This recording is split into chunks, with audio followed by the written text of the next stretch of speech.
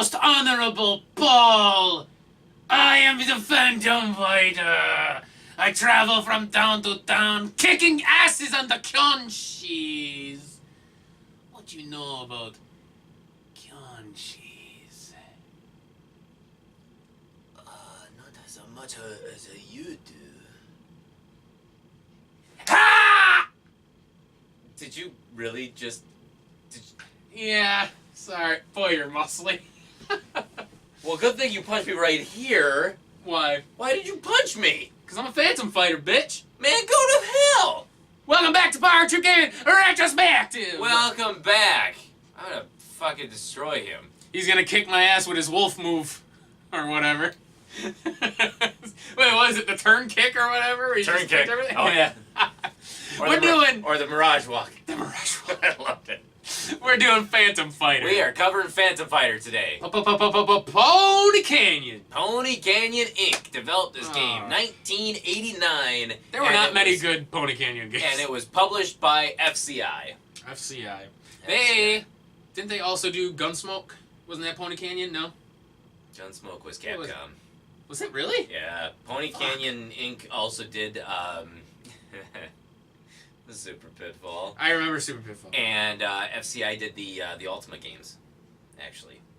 Wow. Yeah. That's right. Yeah, they did. Mm-hmm. I thought they did another one too that we played that wasn't actually all that bad. Pony. I know they did. I can't think. I know they did Adventures of Tom Sawyer. Oh yeah, we haven't done that. Or was that Sata? No, that wasn't Sata. That might have been Pony. I don't know. Yeah. Pony Canyon's one of those very rare not rare the developer, but just they're very they didn't do much. They were limited in what they did. Yeah. So. And sometimes it showed. But Phantom Fighter is it was definitely a unique storyline because it centered around the the Chinese zombies called Kyonshis, like which zombie vampires. Zombie vampire, but did you say Zambi? Zambi, yes, Zambies. Oh, them Zambies. Zombie vampire. Yes. Also known as Zambies. I got nothing. I'm Zambi. But no, they covered this kind of like the cultural zombie-esque thing. Yeah. Before it was actually really kind of ingrained in pop culture because now everything is all about the fucking zombies and everything that people do is now covering like end of the world, post-apocalyptic, zombies and different kinds of things. But they did it at a time where it wasn't really like it wasn't pop culture-ish. And like ours is definitely very Western. I mean, when you think of vampires, you think Dracula. At least here you do. Yeah. But in Eastern culture, when they think vampires, they think the Kyonshis, where it's the hopping thing, the fingertips drain your life. Yeah. Like that's their version of a vampire. Like you said, it's more zombie than vampire. Whereas with us, it's more vampire than zombie. Yeah. So there you go, man. This game obviously oozes Eastern culture. Yeah. I mean, holy shit. So it's basically you are the Kyonshis have kind of taken over, and so the townspeople in all of these towns are now kind of held captive in their homes. So you're there to protect them and to destroy the Kyonshis. You have to get all of the special orbs, destroy the boss character of that town, and then you go on to the next one until you put an end to all of the Kyonshis. And that is, that's Phantom Fighter. There are levels you can go into where you'll obtain scrolls at the end to get more moves. You get faster, you get better attacks, you can jump higher. Oh my god! So you get to explore 8 different towns. Was it only 8? I thought it was like 14. No. There's 8 towns. Yep. Yeah. There's 8 towns, and so you only get the 1 life, but everything is password based. So every time you beat a level, or an area stage, you get a password to continue on, and you just go on until you beat the game. Pretty sure it just continued too when you died, didn't it? It did, yeah. And it kind of saved your progress ish. Right? Nothing reset. I don't think so. So if you died halfway through, like if you got 2 orbs or whatever, and you died, you still had 2 orbs. I think you may have lost scrolls. I think you're right. Scrolls and items. Scrolls and items, yes. Yeah. So really. But when I started dying, I didn't even need scrolls anymore. No. So yeah. But this game's long. It is. This game is long. It's pretty long. We want to talk a little too repetitive. And yes, and we will get into that during the fun. So yeah. So moving into it. What do you give this game for your difficulty? Difficulty-wise, I suck at this game. I am not good at it. I gave it a 5. The enemies move relatively predictably. They hop. Some hop longer, some hop shorter. What's very unique about this game is the fact that you can actually run through enemies. The only way to actually take a hit is if you're touched by the fingertips. Mm-hmm. Yes, some enemies will throw daggers. I feel like the final boss woman... Did you say bouse? Sorry, final boss shot fireballs or something, Yeah. but Otherwise, otherwise... one of them did. The Stage 7 boss shot fireballs, and so did the Stage 8 one. Yeah, but ultimately, patterns are pretty predictable. They're going to hop at you, and they kind of all function relatively the same. It was more of the height differences and stuff like that between the midgets, the tall skinnies, the fatties. Like, you had,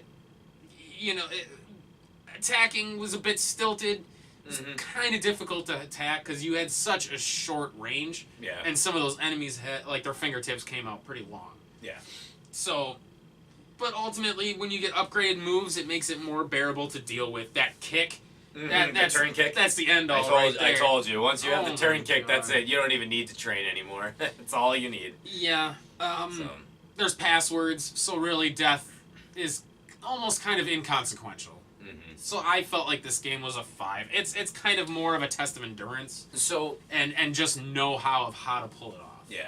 But otherwise not terribly difficult. So as far as difficulty for me, I give it a 5 as well too. I actually start off by thinking about like a 4 because the game is actually it's pretty easy. Like you said, a lot of the enemies their movements are predictable. You can tell where they are. You can kind of choreograph where they're going to be. There's many different types of enemies like the pink Kyonshis and the green Kyonshis and the little tiny blue Kyonshis. And so once you face them once, then you already can predict where they're going to go, what their jump pattern is, how to deal with them.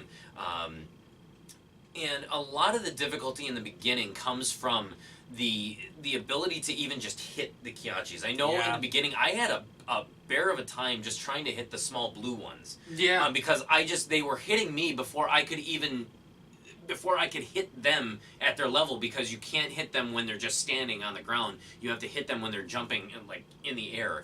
And so by the time that they would land on top of you and hit you with their fingertips, so then it would hurt. So but outside of that, it wasn't really difficult. But then later game, you start having to go through multiple rooms and multiple Kyonshis to get the orbs. And then when you got to the bosses, it wasn't just a boss character at the end. You would then have to do a series of Kyonshis where it would be 2, 3 Kyonshis.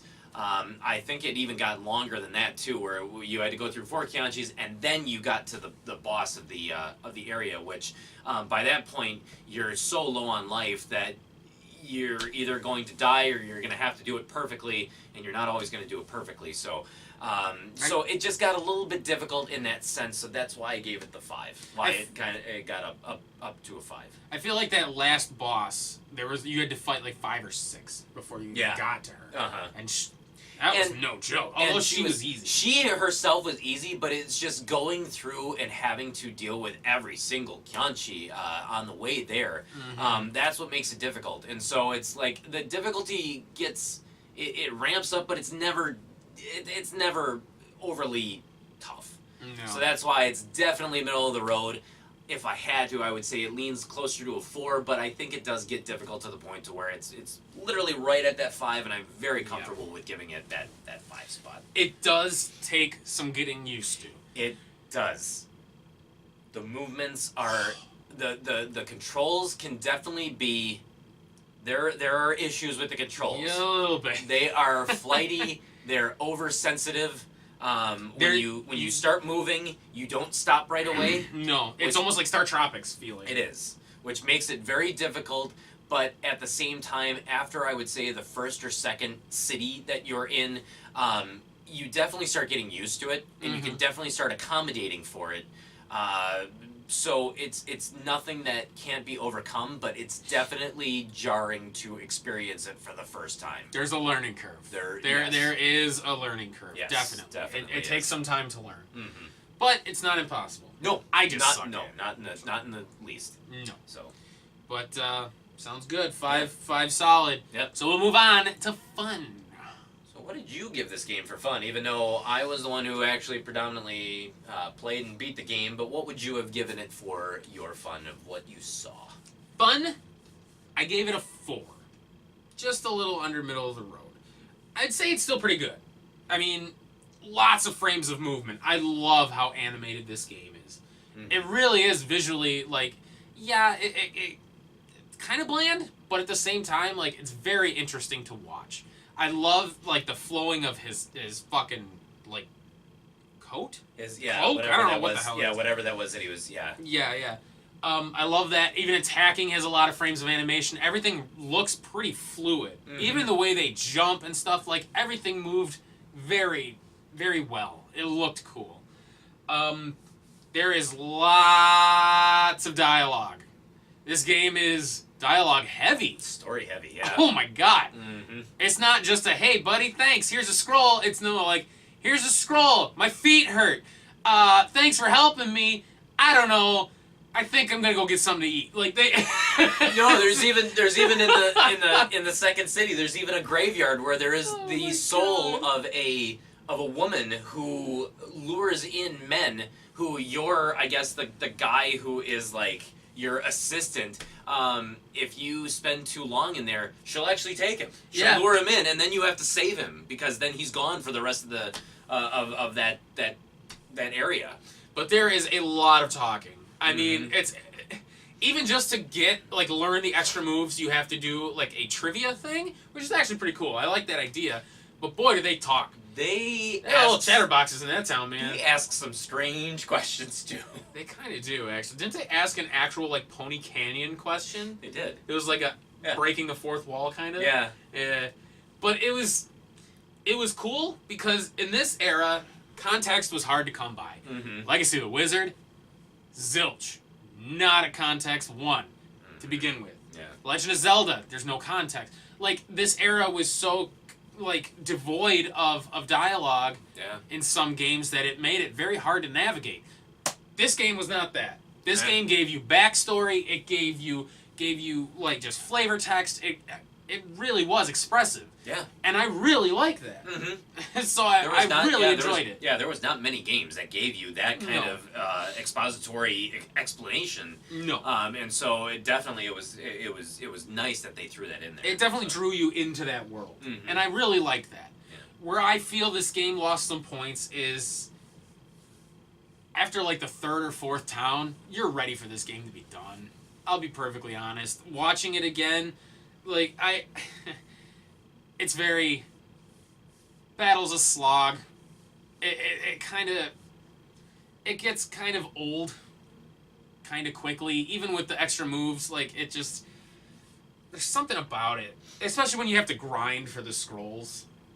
There are certain points where you're just like, all right, like, I kind of just want to move on, and this game felt entirely too long to me. So that's kind of where I feel like the fun dwindled, was the fact that it went on almost like Chip and Dale kind of felt too long. Mm-hmm. This game felt like 2 or 3 towns too long. Yeah. So that's my take. You get items, they're really kind of pointless. The items are pointless, yeah. So there was really no reason for them. Yeah. The music, repetitive. I think there were only like 3 songs. Like the overworld, the 2 or 3 different songs in like the levels. I don't know. To me, the game felt kind of bland. Mm-hmm. For as great of a concept as it was, it felt bland. Which I kind of feel like Pony Canyon, like, that kind of happened a lot. That was their style. Was like, they were good at what they did, but it's just they never did anything that really just kind of stood out. It was almost like a soup without a little bit of seasoning. Yeah. Like you ever eat a food and you're just like, it's good, but it's missing that one thing. It's consistently okay. Like, I will not complain eating this, but at the same time, I'm like, man, there's got to be something better out There's there. one thing missing in it, and that's what I feel like this game was. Yeah. So for me personally, it was a 4. Yeah. Personally, for me, I'm close to the same boat as you. Especially with what I think its weaknesses are. But the game itself, I consider this, as far as fun goes, for me, game gets a 5. It's definitely middle of the road. That's fair. So I have a very strong sentimentality for this game, but I'm being very objective here, in that I echo a lot of your sentiments. The graphics, I think, honestly, for this game, definitely underrated. I think, honestly, absolutely. They were very well done. From the flowing robes of your character to the animation of the moves that he would do and the things that he would do, to even the background visuals of, like, inside the houses, in forests, inside like temples and stuff like that. I mean, everything had definitely it had such a strong feel, and the graphics of those locations were wonderful. It even got to the point to where the different towns that you would go to even had their own feel to them, down to the point to where when you're in the 8th and final town, it's like everything just feels decrepit. It's so desolate. It's so desolate. Yeah. And you're like, you just know that you're close to the end, that you're in, like, the epicenter of where all of this toxic evil is. And it does a great job capturing that.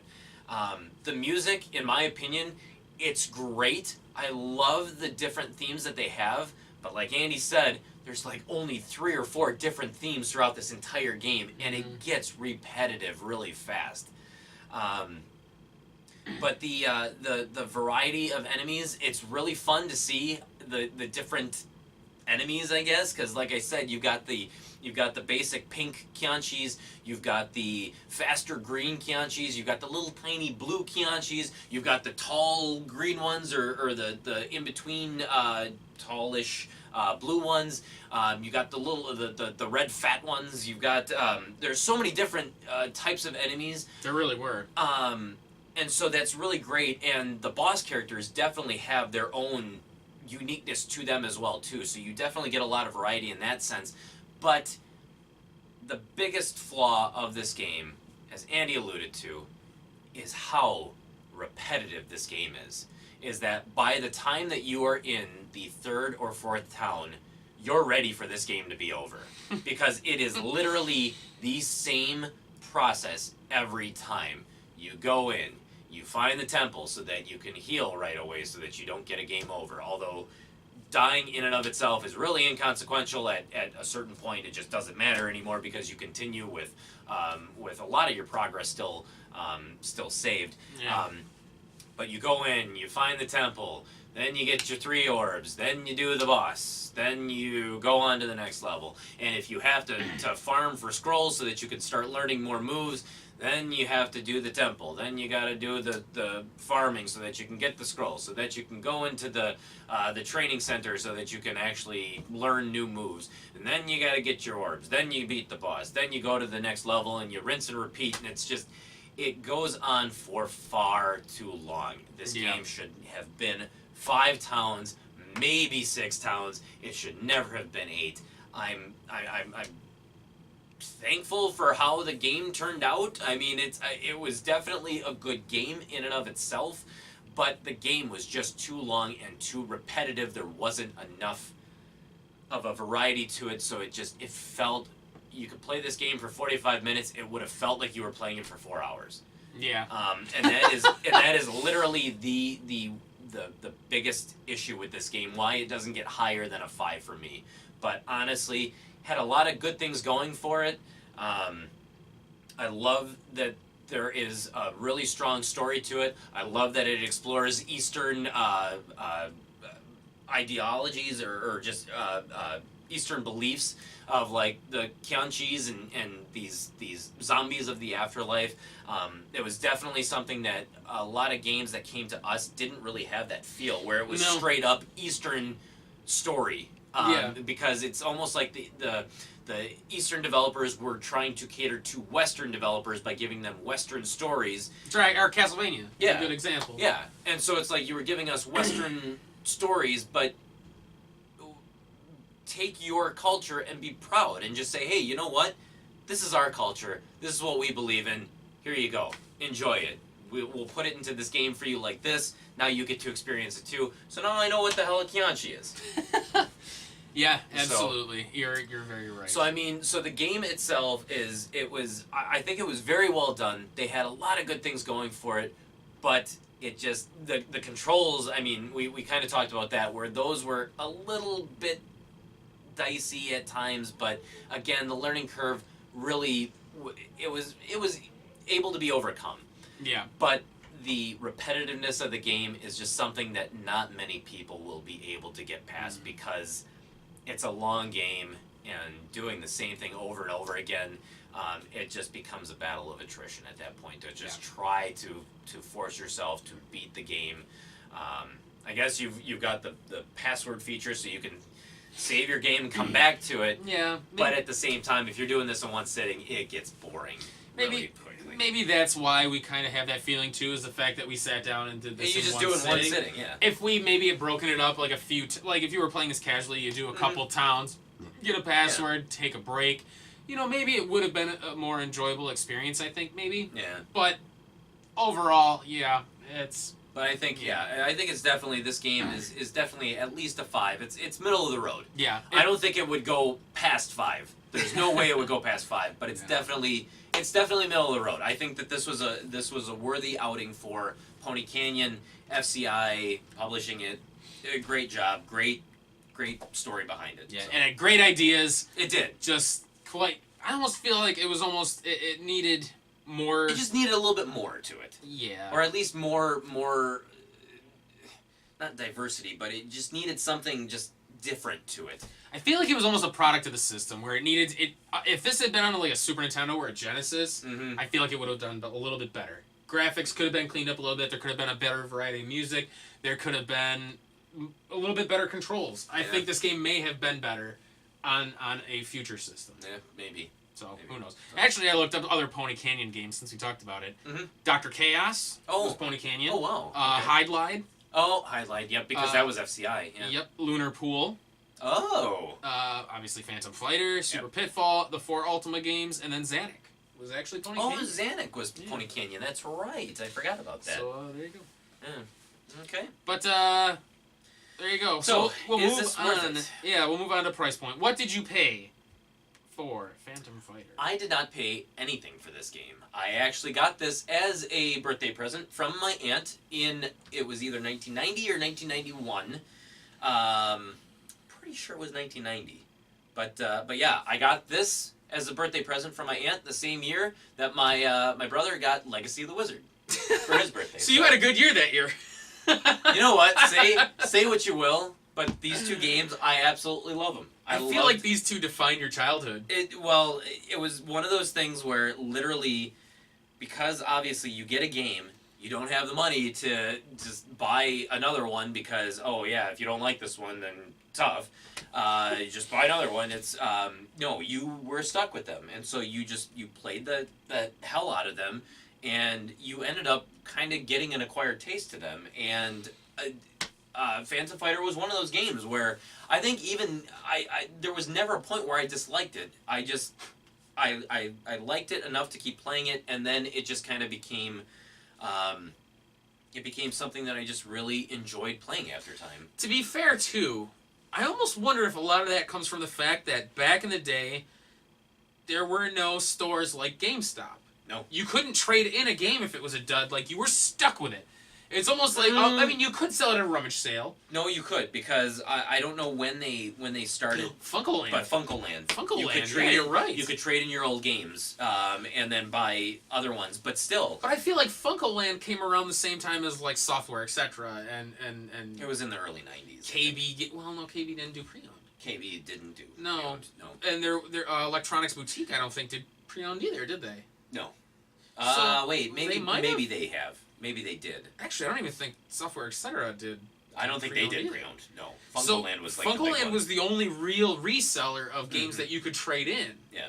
So I mean, I don't know how big Funkoland was. Was that just a Midwest thing, or was that? Oh, Funkoland was huge. That was nationwide. That was nationwide. Okay.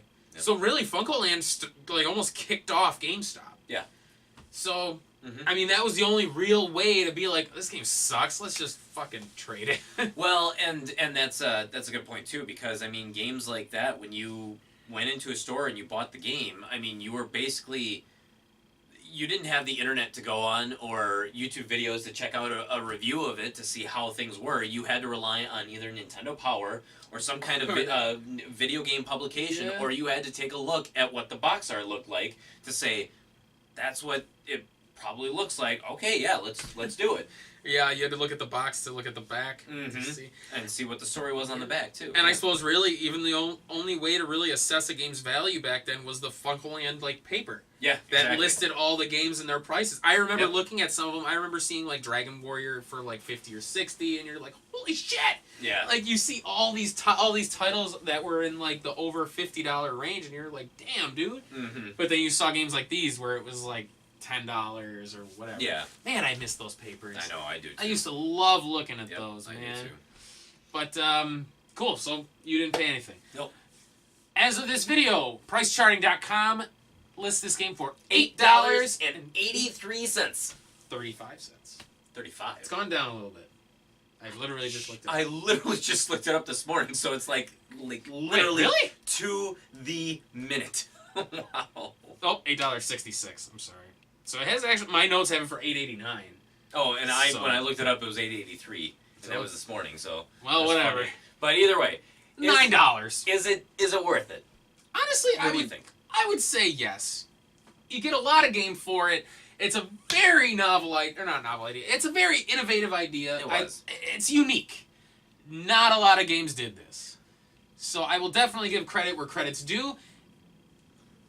It's worth it. Under $10. Like I said, absolutely. We did not get a lot of games that were inspired by the beliefs of the Eastern world. No. And so honestly, it was definitely something that is unique, that was given to us out in the West. So I mean, honestly, graphics wise, fun wise, like this game it's fun. It is fun. Yes, it gets repetitive, but then you've got a password feature, so you know what? You can play half the game in one sitting, get your password, come back to it, and because the game is less than $9 at this point, honestly, I think it's still it's a good deal. It's something that you should add to your collection because there's a lot of humor in the training hall because you have to answer a question before you can actually go to the training dojo to learn a new move. Even the snarky assistant. Yeah.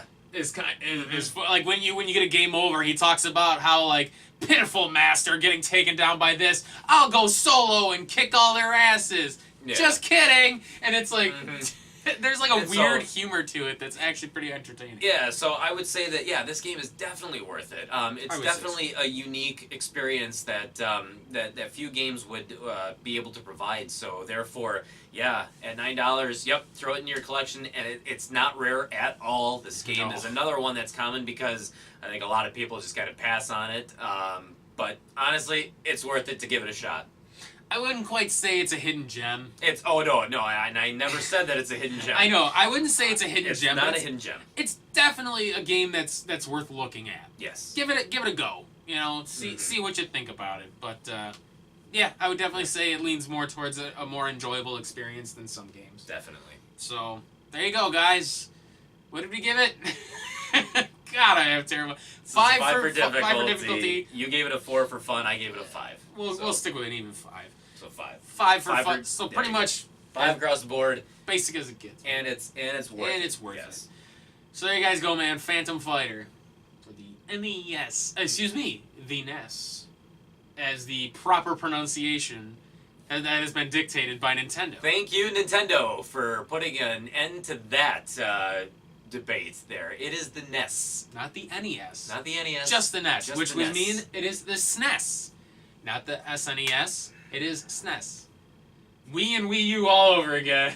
The SNES just sounds the SNES. Stupid, though. Yeah, well, Nintendo really hasn't had the best naming schemes. No, I mean, look at the 3DS and then the new 3DS. So anytime you're like, oh man, I want to get a new 3DS. Or the DS and the DSi and the Yeah. DSL or whatever. The DSL. That's dick sucking lips. I know it is. I know, but I'm just saying it's like the DSXL and.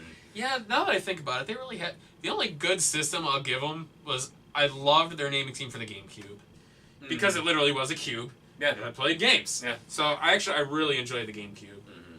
So that's all. That's it. A little weird Off on a tangent tangent. there, Yeah. but So hit us up on Facebook. hit us up on Twitter. Check out PowerTripGaming.tv. It'll take you right to our channel where you can watch all of our other video game playthroughs and our side quest videos. You can check out our playthrough of Phantom Fighter, see what you think of the game, and then you can make the decision for yourself of whether or not you want to pick up the game and try it out. The link in the description will take you straight to the playlist. Watch some other games that have been influenced by other cultures. Look at Sky Blazer. That one was clearly very, very, I would say almost, well, not Indian, but Middle Eastern. yeah, Middle Eastern influence. Middle Eastern. too. Oh yeah, very much so. Yeah, that's the Even feeling down I to got. even down to the music and stuff like that. Yeah, Yeah. it felt very, very heavily influenced by Middle Eastern. So I mean, damn, dude. Yeah. There you go. All right. So next time on Power Trip Gaming Retrospective. We'll reveal something better! Kick that Christopher Walken motherfucker!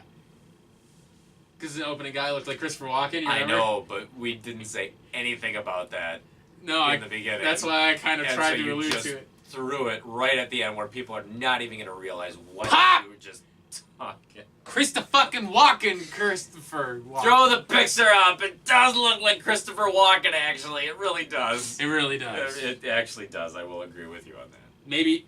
Yeah, it does. It does. There's no question about it. Yeah, no, it's him. So as you thought that the host from Funhouse looked like Tim Allen, It did look like Tim Allen. the opening to this, Christopher fucking Walken.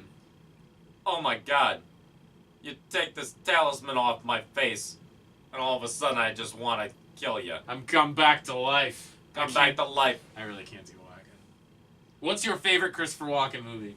Batman Returns. Yeah? Yeah. He was in Batman Returns. Yeah, he was Max Shrek. What the fuck is a Max Shrek? A Max Shrek, like the awesome, like, human villain of the Batman movie. No. Balls of Fury, the ping pong movie. Oh yeah. He was in it. Or as it's pronounced in the East. Ping pong. Bing bong! Bing bong bong! Oh, Ping, God. Ping pong.